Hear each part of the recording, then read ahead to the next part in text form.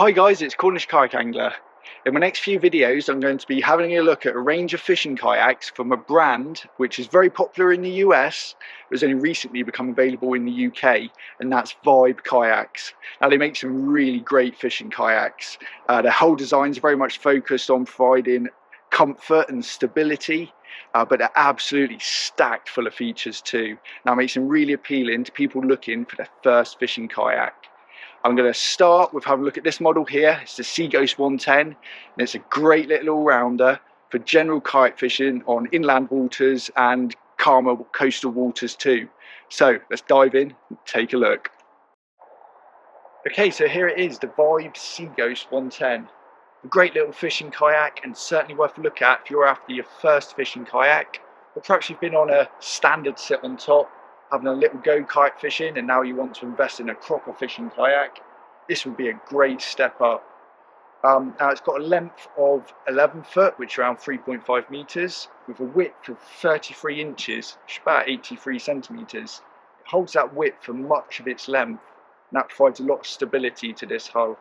It's got a decent weight capacity rating too.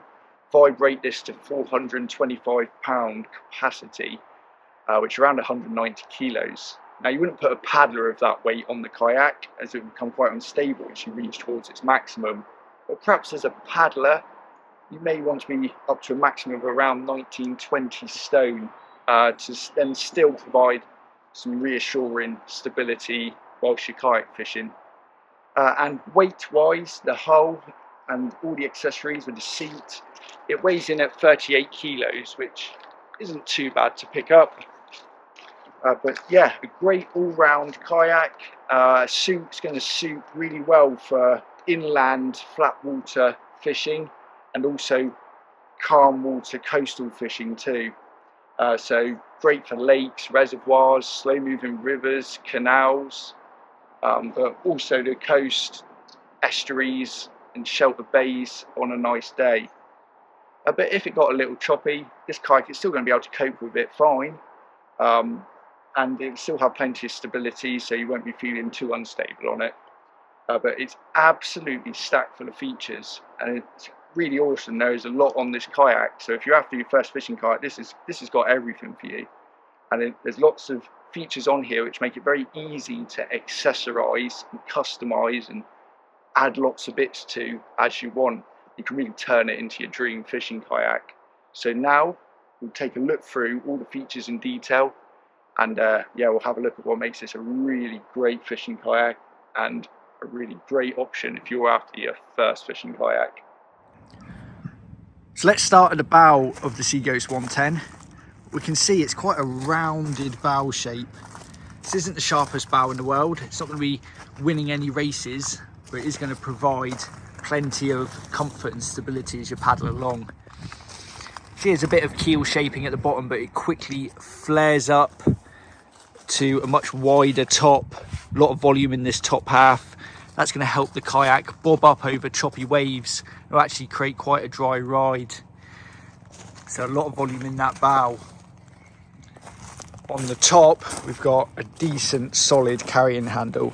These are really good carrying handles. You easily get your hand underneath. Good grippy surface, solid plastic, like a rubbery coated underside. Good grip for lifting the kayak and perhaps pulling the kayak along when it's on a trolley. So yeah, good decent carrying handles. Always a good thing on a kayak. Just back from that, we've got a strip of bungee running from one side to the other with a sort of recessed section between it. And that allows you to shove your paddle blade under there as a quick paddle holder. Great for when you're trolling along with a lure. Perhaps you get a take and you quickly need to get rid of your paddle so you can grab your rod. Just get your paddle blade, shove it under there, and you can get onto your fish. Going back, we've got a large oval front hatch, really decent size front hatch. It's an easy open front hatch. Just twist these latches and it's hinged. And it reveals inside a decent sized hatch bag. So you can store your gear in here, and it keeps it sort of off the inside of the kayak, where it can often be quite damp, and it will just keep it all contained within this bag. But you can also easily remove this bag. It just pops out, opening up to the inside of the kayak we've got loads of space, loads of storage space, more than enough space to store up a fold-up trolley such as the popular Railblazer Sea Tug. That will all dismantle, fit inside this hatch with room to spare. So great storage space in the front hatch there.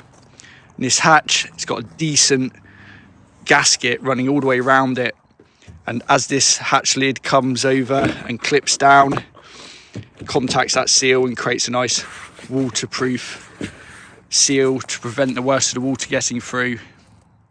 And this hatch, it's actually recessed within the level of the kayak.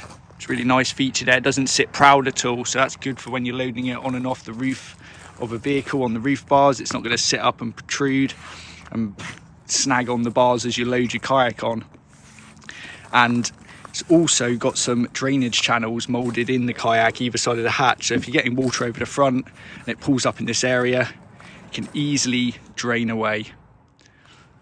Just back from the hatch, we've got some nice flat areas either side of the kayak, great spots for mounting accessory mounts. You could add a camera mount up here, rod rest, something like that. Plenty of flat space. Flat space is always good for mounting accessory mounts onto. Moving back, we come to the main footwell and seating area of the kayak. At the very front of it, you can see a hole here with two pad eyes fitted either side, and the hole runs down to a transducer scupper recess below the kayak. And I'll take a closer look at that in a moment as I flip the kayak over and look at the underside, but in there it allows you to easily fit a fish finder transducer to this kayak, and the wiring would come up and meet a fish finder screen which you can have mounted on this console here. This is a Vibe Versa console. There's a lot going on here. This is a really cool piece of kit on the kayak. It's a storage place. It opens up with these latches. Just pop the latches off.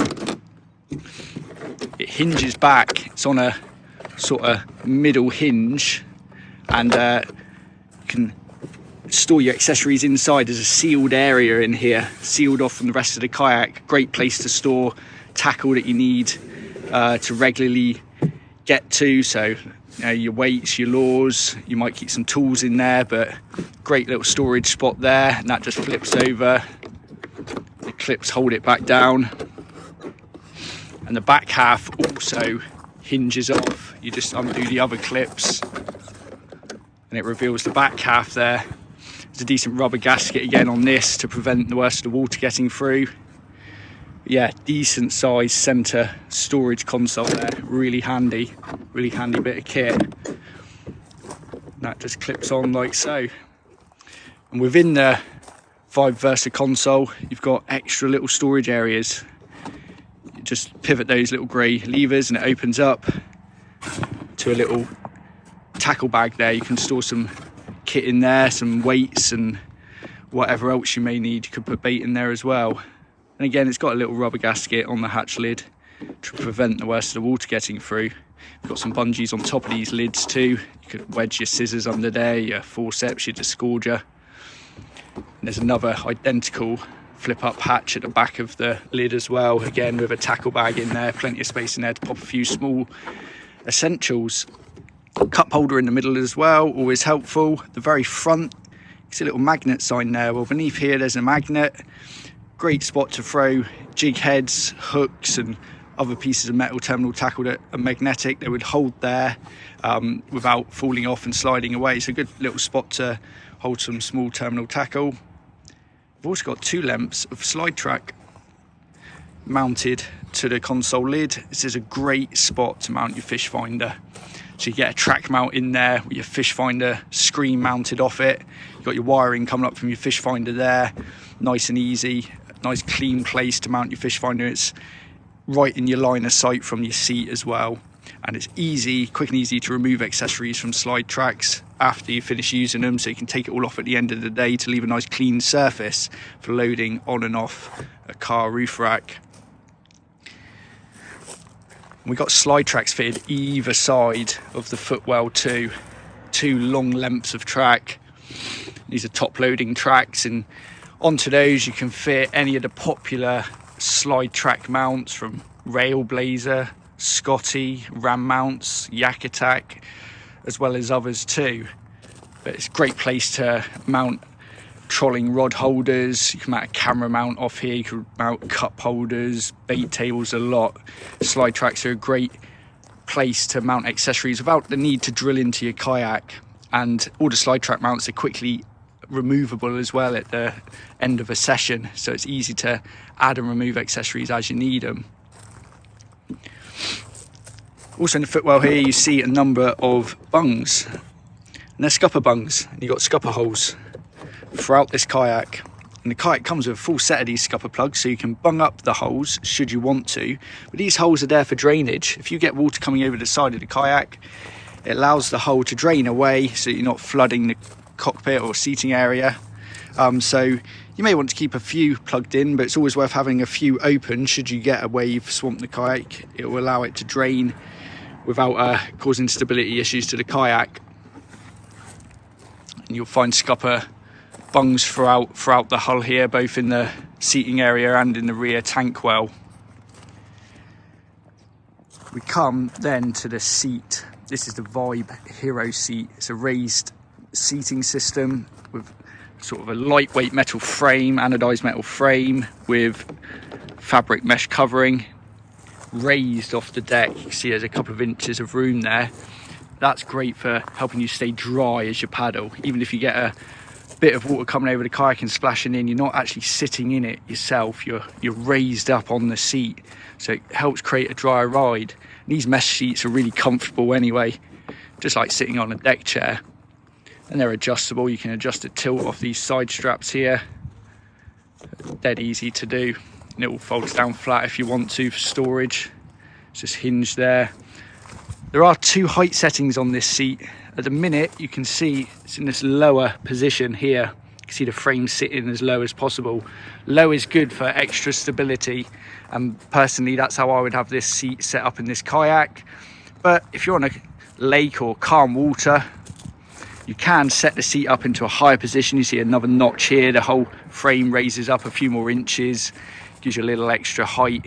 Some people like that for sort of especially sight fishing on fresh waters, but yeah, you can raise the seat up to another notch if you wanted, but in this lower position it's great for general coastal paddling where it may be a little choppy and you may be glad of that extra stability.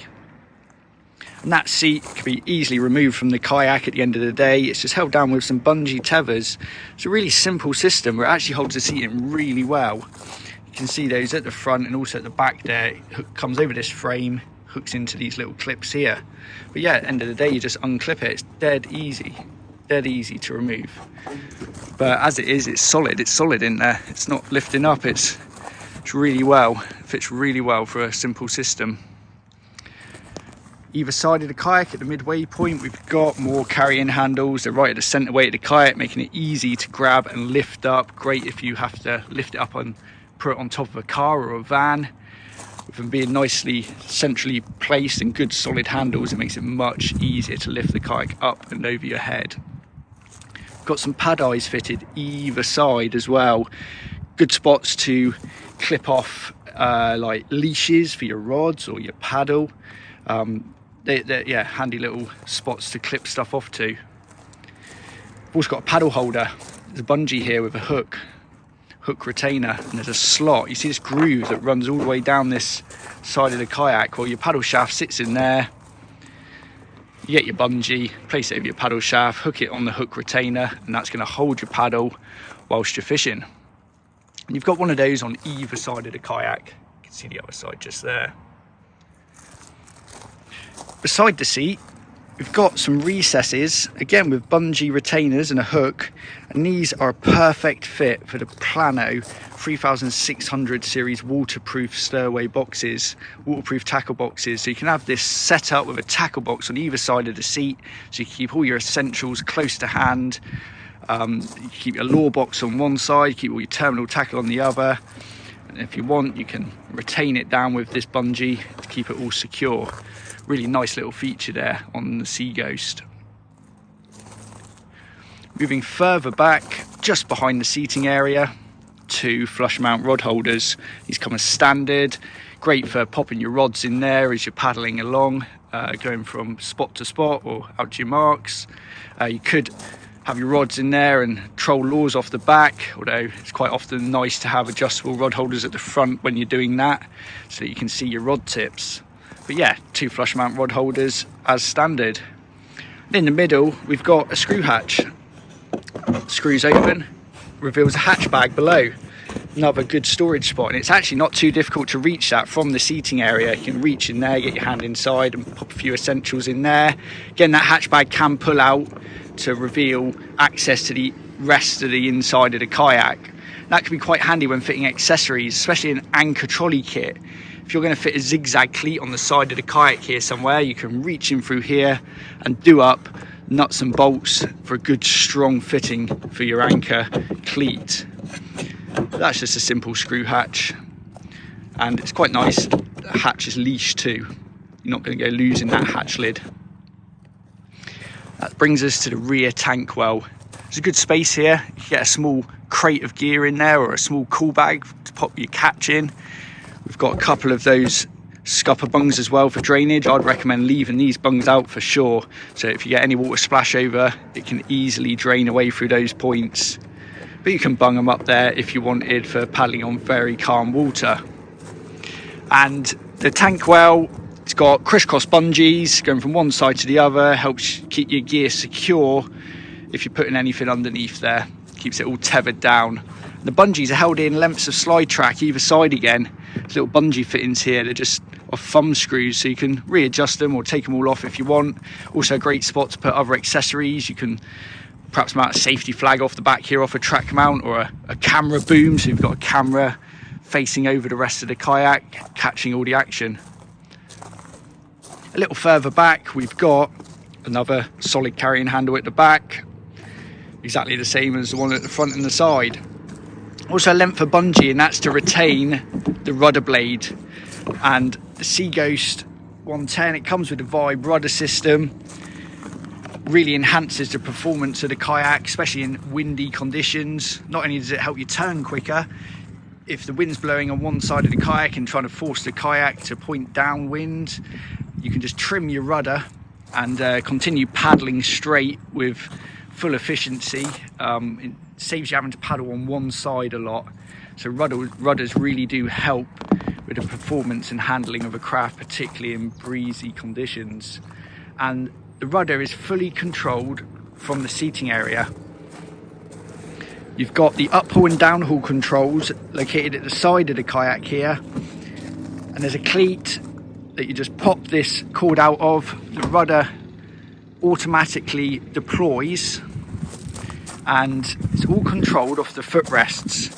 So these footrests, you've got adjustable footrests, they can be moved up and down on this track system. You just push this lever and you can pull your footrest fore and aft, depending on how tall you are, so you just find a comfortable position. But once locked in position, the top sections on the footrest can be pushed on either side, and in doing so, that controls the rudder, and you can just see the rudder blade moving there as I push on that. It's a very comfortable feeling because you can fully brace against the footrest for good efficient paddling strokes, and just put pressure on the tips of your toes, and as you do that, it controls the rudder.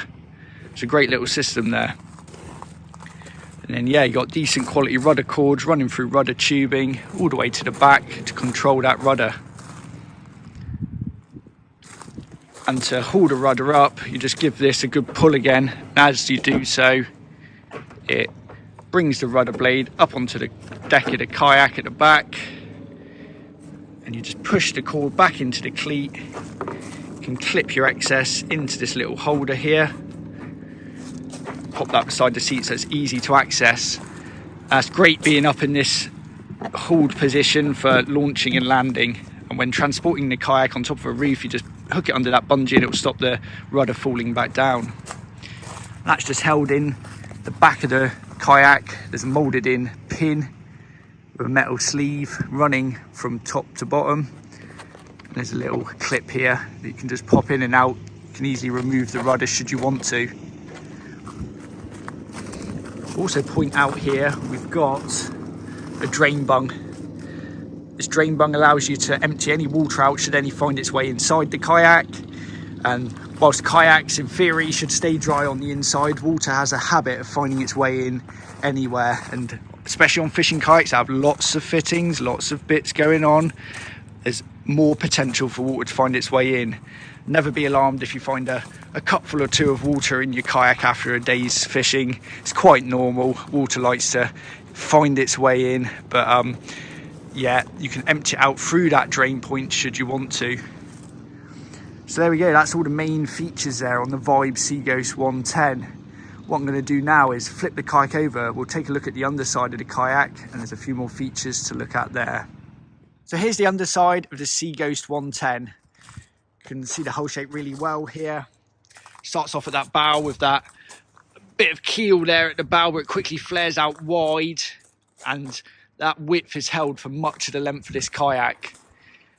And in combination with this flat area that sits throughout much of the length of the kayak, it provides a lot of stability to this kayak. So a reassuring paddle, and that's quite attractive, particularly for first-time kayak anglers, where stability is often quite a concern. They want to make sure they're stable and they're comfortable on the water, they're going to enjoy it. Yeah, this hull will provide a decent level of stability. We'll also paddle pretty well as well. It's not a slow kayak. In fact, for an 11-foot kayak, it paddles pretty well. More than enough to cope with general coastal conditions. It's a nice smooth hull surface. It glides pretty well. You've got these tracking channels either side that run for much of the length of the kayak. They help it track in a straight line. In combination with that bit of bow keel there, and got quite a pronounced stern keel there. Yeah, they help it paddle in a straight line. But you've got the rudder system on this kayak, so straight line tracking is less of an issue because you can use the rudder to control and handle the kayak with relative ease. Particularly good for windy conditions. Really enhances the performance of this kayak on the water. You can see all those scupper holes there running down from the top surface to the bottom surface that allow the water to drain from the hull should any splash over the top side, providing you've got those scupper bungs removed. Also point out this here, this is the transducer recess. So when we looked at the top side of the kayak, I pointed out the hole through which the transducer wire would protrude, and that leads down to this recess here. And if we take this shield off, this plate, perforated plate which allows water to flow through it, you undo these bolts here, it reveals a large recess beneath, and there's some threaded brass inserts in there. They take an M5 bolt. They're the perfect size for the Lowrance Transom transducer bracket to bolt straight into them and mount your transducer. Super easy way to fit a fish finder transducer to this kayak. And this shield will protect your transducer from damage as well as you come onto the beach to land. At the back of the kayak, I'll point out there's a removable skid plate. So if you're landing onto slipways or hard surfaces and you drag the kayak up a few feet out of the water, this is going to take the brunt of the wear rather than the hull itself. So you're going to be wearing into this sacrificial point rather than the hull of the plastic on the hull. This can easily be removed and replaced should you start to wear one of these right down. But a nice little feature there as well. This kite's very smooth surface, it glides really well through the water and actually handles choppy waters reasonably well too, and that's thanks to these sides being fairly rounded. Whilst the midsection is very flat, they actually round quite nicely round to the top surface. Particularly good in choppy waters. As the choppy water splashes up against the side, it dissipates easily either side of the gunnels, as opposed to large, what we call slab-sided or flat-sided kayaks, where as the water slaps up against them, it pushes the kayak around a lot. It can make it feel quite unstable in rough conditions, whereas a kayak with rounded sides will handle rough, choppier conditions much better. And yeah, that's one thing that makes this Seaghost 110 perform pretty well for general coastal kayak fishing. So the coast on a nice calm to moderate day, it's great. You know, if you're paddling a few miles here and there, it's going to do fine for you. And should the wind get up and cause a bit of choppy water, it's going to handle it fine and still provide enough stability to make you feel comfortable. So there we go, that's the Vibe Seaghost 110. It's a really great little fishing kayak. and a great option if you're looking for your first fishing kayak. This has got it all. It's got an absolute stack of features that make it really easy to add accessories to this kayak and customize it, make it into the fishing craft that you require. It's got lots of storage options too. You can easily store your tackle, a trolley, your catch, all on the hull here. So it's a brilliant setup, and the guys at Vibe, they really know what they're doing here. They've designed a really good fishing kayak, and I really like it. And it's going to be great for general coastal fishing in calm to moderate conditions. So I'm talking about the days where it's nice weather, and that's the days most of us will go out fishing.